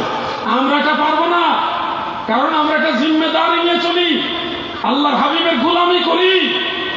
এই গোলামির অবস্থান থেকে যদি মানুষদেরকে ভুল পথে আমরা ডাইভার্ট করি, তাহলে আপনাদের সমস্ত দায়ভার আমাদের উপর চলে আসবে। আমার কথা হলো, যেখানে বিপদের আশঙ্কা আছে এটা থেকে দূরে থাকো। তুমি ভালো মানুষ পাইবা কয়জন? গ্যারান্টি দিতে পারবা যে অমুকে 100% পিওর? গ্যারান্টি নাই। অতএব যেখানে বিপদের আশঙ্কা আছে সেখান থেকে দূরে থাকাই হলো সেই। আল্লাহ তাআলা সবাইকে বোঝার তৌফিক দেন, বলে না আমি। বুঝছেন নি? লটারি বিষয়ে বুঝছেন? যেতে লটারি দিব বুঝবেন তার ধান্দা আছে।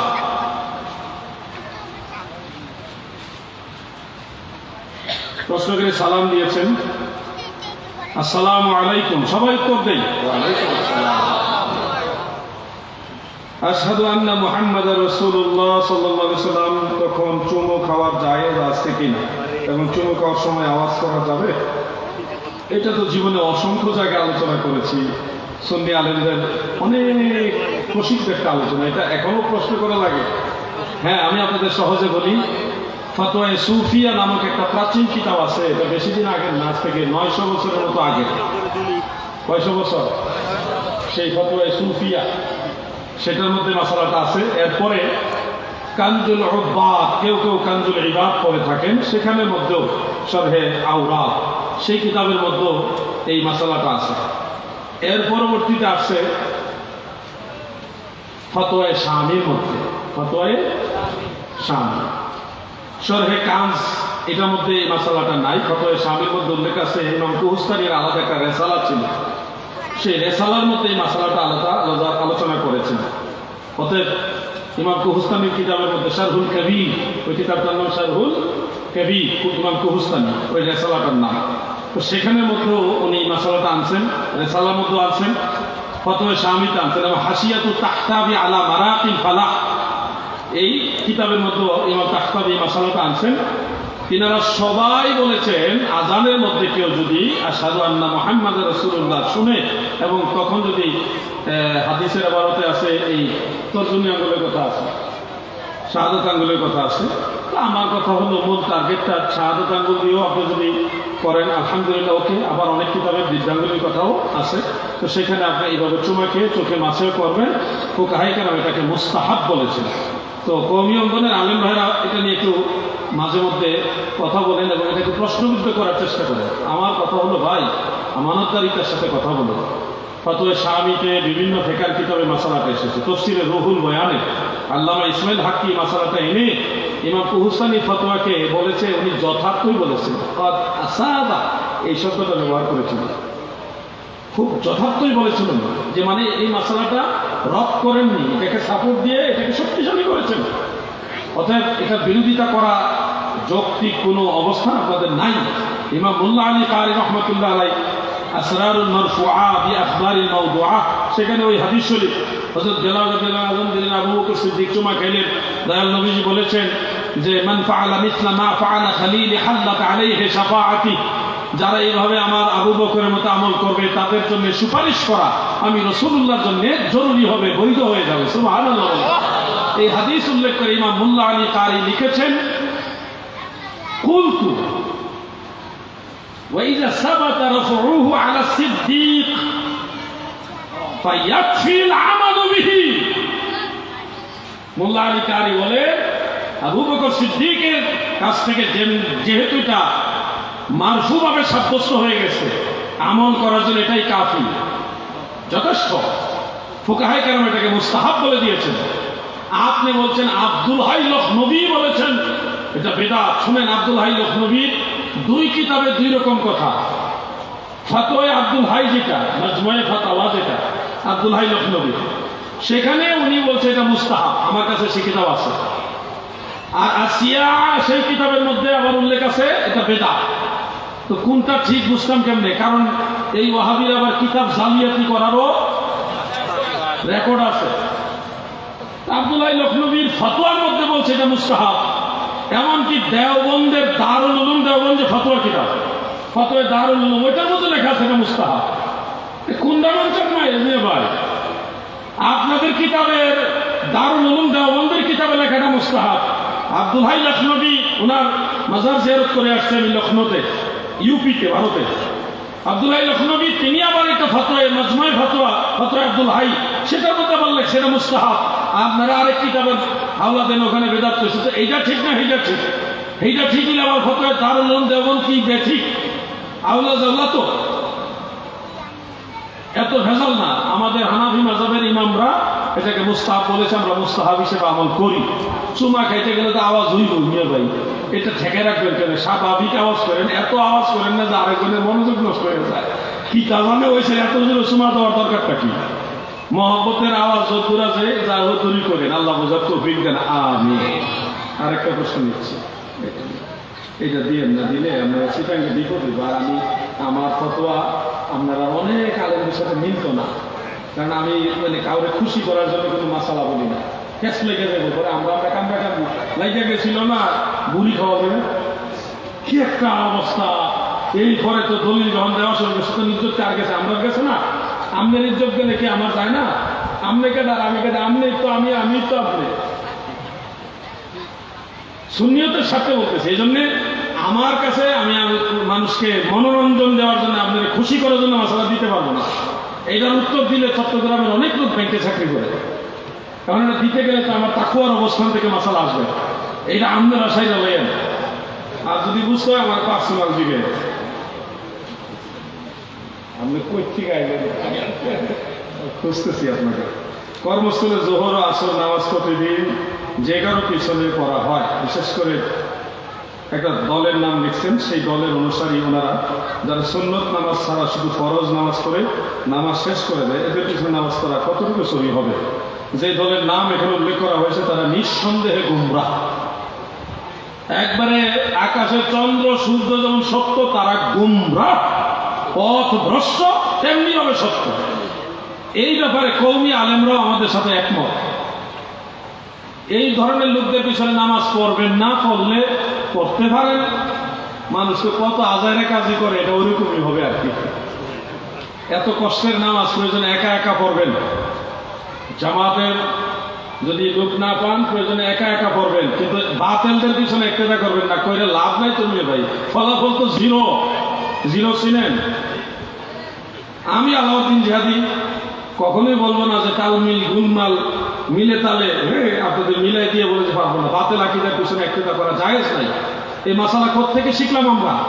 ওই যে খারেজি রাসূল করিম সাল্লাল্লাহু আলাইহি ওয়াসাল্লাম এবং সাহাবায়ে কেরাম, তিনারা খারিজিদের পিছনে একটা করতেন না। নবীজি নিষেধ করে গেছে তাদের সাথে চলাফেরা। ফা ইয়াকুম ওয়া ইয়াহুম, তাদের পিছনে নামাজ পড়া তো দূরের কথা, তাদের সাথে চলাফেরা করা পর্যন্ত নিষেধ করছেন বিনা প্রয়োজনে। জাগতিক প্রয়োজনে এটা পারবেন, কিন্তু ধর্মীয় কোনো কাজে তাদের সাথে চলাফেরা করা নিষেধ। এটা আমার ইমানের অবস্থান। আমি আপনাদেরকে বলবো এই ধরনের লোকদের পিছনে একটা করবেন না। হ্যাঁ, একটা হিকমত অবলম্বন করা যেতে পারে। কখনো যদি কোনো মসজিদে গিয়ে হঠাৎ করে অনেক লোকের সাথে ঢুকে গেছেন, বুঝতে পারলেন ইমাম সাহেব আহলে সুন্নাহ ওয়াল জামাতের আকীদার লোক না, এখন বের হয়ে গেলে একটা ফিতনা তৈরি হয়ে যাবে। এক্ষেত্রে আপনারা সে কাতারে দাঁড়ায়া ইক্তেদাইতু বিহাযাল ইমাম না বলে আপনার নামাজ আপনি নিজে করে নিয়ে আসবেন। এটা হলো ফিতনা থেকে নিজেকে বাঁচানোর উদ্দেশ্য। অন্যথায় কখনো বাতিলদের পিছনে একটা করবেন না। আলা হযরত মাসালা দিয়েছে যে 3 দিন পর্যন্ত, ধরেন একজন ইমামের পিছনে নামাজ পড়ছেন, সে আকীদাগতভাবে আহলে সুন্নাহ ওয়াল জামাতের আকীদার লোক কিনা আপনি জানতে পারছেন না, কনফিউশন আছে। আপনি কি করবেন এখন? আপনি 3 দিন পর্যন্ত জানার চেষ্টা করবেন এই লোক কি আহলে সুন্নাহ ওয়াল জামাতের আকীদা কিনা। 3 দিনের মধ্যে যদি জানতে পারেন তাহলে নামাজ দোহরাইতে হবে। এই লোক ওয়াহাবি বা বাতিল আকীদা যদি জানেন তাহলে আপনার নামাজ ছেড়ে পড়তে হবে। আর যদি 3 দিন চেষ্টা করেছেন, বেশ কয়েকজন জিজ্ঞাসা করেছেন, তারাও বলতে পারে না, তাহলে আল্লাহ পাক আপনাকে ক্ষমা করবেন।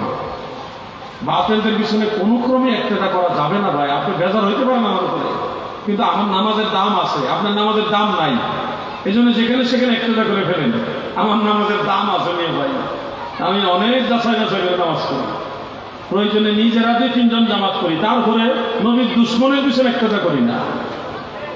আজকে এশারের নামাজ আমরা নিজেরা পড়ছি, শুধু যদি আমরা ইমাম না পাই আমরা নিজেরা জামাত করি নি, কিন্তু তারপরে বাতিলদের পিছনে একটা করি না। বাকি আপনাদের ইচ্ছা, আমার দায়িত্ব জানাই দেওয়া। আল্লাহ তাআলা সবাইকে আহলে সুন্নাহ ওয়াল জামাতের পথে থাকার তৌফিক দান করেন, বলেন আমিন।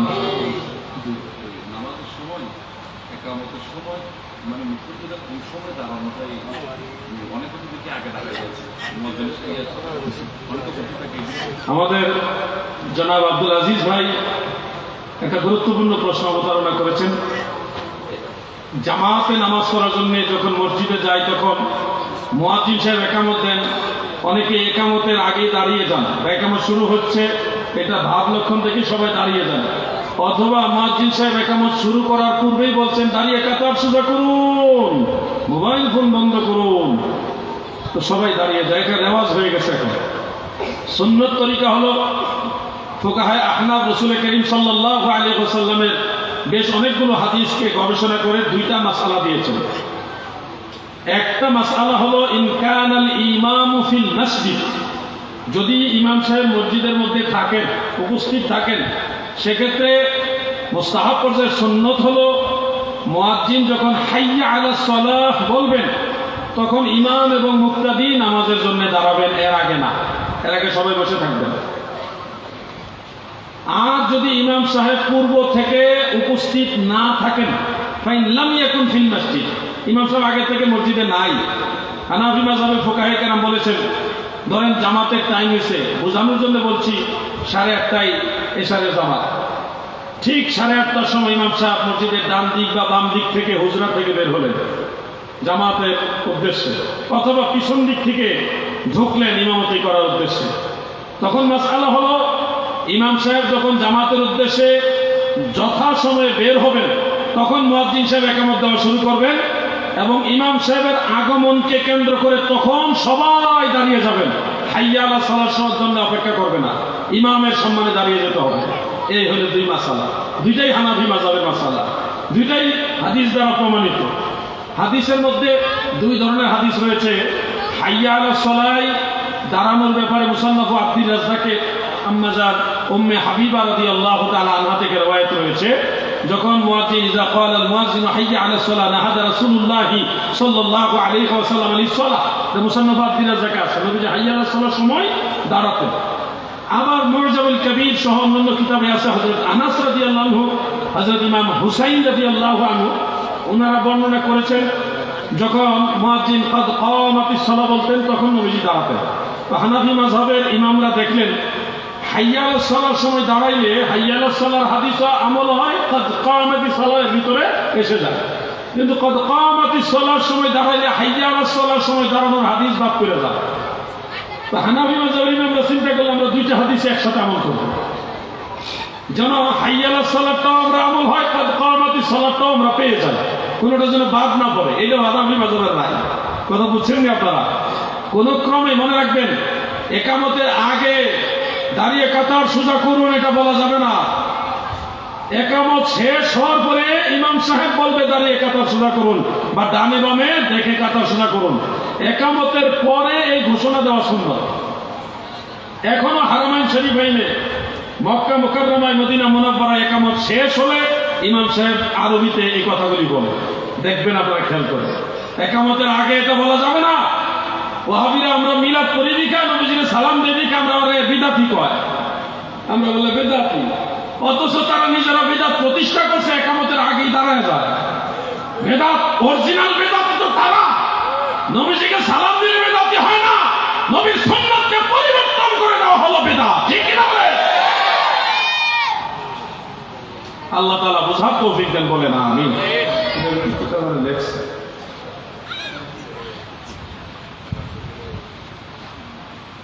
আসসালামু আলাইকুম। একজন ইমাম সাহেব মসজিদ থেকে রিটার্ন বিদায় নিলে মসজিদের ফান্ড থেকে ইমাম সাহেবকে রিটার্নের হাদিয়া দিতে পারবে কিনা বা জায়েজ আছে কিনা তা বললে উপকৃত হব। এখানে একটা বিষয় জানতে হবে, মসজিদের ফান্ডটা কি শুধুমাত্র মসজিদের জন্যই নাকি এই ফান্ড ইমাম মুয়াজ্জিন মসজিদের উন্নয়ন এটা সব কিছুর জন্যই ফান্ডটা তৈরি করা হয়েছে? এটা কমিটির সিদ্ধান্তের উপরে বা তাদের উদ্দেশ্য তাদের নিয়তের উপরে নির্ভর করবে মাসআলা। ফান্ড শুধুমাত্র যেটা মসজিদের জন্য, মসজিদের টাকা বেতনে দিতে পারবেন না। আর ফান্ড তো সাধারণত কমিটি যারা ফান্ড করে, এটা ইমাম সাহেবের বেতন, মুয়াজ্জিন সাহেবের বেতন, আরো যারা আনুষঙ্গিক সবগুলোর জন্যই ফান্ড করে। তো কমিটি আলাদা এত টাকা কই পাইব? টাকা তো সবারই দরকার আছে। তো ফান্ড সাধারণত আমার জানা মতে এগুলিকে ইনভলভ করেই করা হয়। যারা টাকা পয়সা দেয়, ইমাম সাহেবের বেতনের হিসাবেও টাকা দেয়। আপনাদের কাছে যখন বাক্স দেয়, এই বাক্সটা শুধুমাত্র মসজিদের জন্যই দেওয়া হয় না, এটা মসজিদের সাথে ইনভলভ রয়েছে ইমাম সাহেব, তার তো রিজিক, তার সন্তানাদি, পরিবার পরিজন আছে। এই সামগ্রিক বিষয়টা বিবেচনা করে মসজিদ কমিটি একটা ফান্ড তৈরি করে। সেই হিসাবে মসজিদ কমিটির নিয়ত যেহেতু সবগুলোকেই ক্যাপচার করবে, সবগুলো ব্যয় বহন করবে, সেহেতু এটা দিতে পারবে। তবে একান্তই শুধুমাত্র মসজিদের ফান্ড যেটা, মসজিদের জন্য খাস যে টাকা, ওইটাই ইমাম সাহেবকে দেওয়া যাবে না। অবস্থা বুঝে মাসালা, এটা ঢালাও মশালা বলা যাবে না। আল্লাহ তাআলা বোঝার তৌফিক দেন, আমিন। আজকের মতো আলোচনা এখানে শেষ করলাম। আমার একটা আপডেট ভার্সন, নতুন সংস্করণ, প্রিয় নবীজি নূরের তৈরি, নূরে মুজাসসাম, এই নামে এই বইটা লিখেছি। নূরে মুজাসসাম নামে বইটা আপনাদের যুব সমাজ, শিক্ষিত সমাজ, আপনাদের প্রত্যেকের প্রয়োজন। আপনারা সুন্নি হবেন কিন্তু সুন্নিদের আকীদাগুলি সম্পর্কে জানবেন না তা নয়, আপনাদের জানা উচিত। এই বইটা 200 টাকা হাদিয়া, প্রত্যেকেই সন্তানের জন্য, মা বোনদের জন্য নিয়ে যান, কারণ ফিতনা ঘরেও ঢুকে গেছে, আপনাদের জানতে হবে। এই বইটা 200 টাকা। আর নবীজির ইলমে গায়েব ও নবীজি আল্লাহ প্রদত্ত ক্ষমতায় হাজের নাজের, এই দুইটা মশালা নিয়ে বইটা লিখছি, এটা 150 টাকা। 150-200 টাকা এগুলি যদি খরচ না করেন, তাহলে আমরা কিভাবে আপনাদের সহযোগিতা করবো? ফ্রি দেওয়া তো এত সামর্থ্য তো আমাদের না। আপনারা নিজেরা সংগ্রহ করবেন, আমার একটা ভাই আসবে, সংগ্রহ করে নেবেন সুযোগ করে, ইনশাআল্লাহ। তো আমার পরে আলোচক আছে না, তাহলে আমরা মিলে শুরু করি। মারহাবা মারহাবা। এতক্ষণ যাবত আপনাদের সম্মুখে আজকের আজমের শাহ মাহফিলের মেহমান আলার গুরুত্বপূর্ণ তকরির পেশ করলেন শুধু ঢাকা নারায়ণগঞ্জ থেকে আগত বিশিষ্ট ইসলামী চিন্তাবিদ, যুক্তিবিদ, মুনাজার আহলে সুন্নাহ হযরতুল আল্লামা আল হাস মুফতি আলাউদ্দিন জাহাদি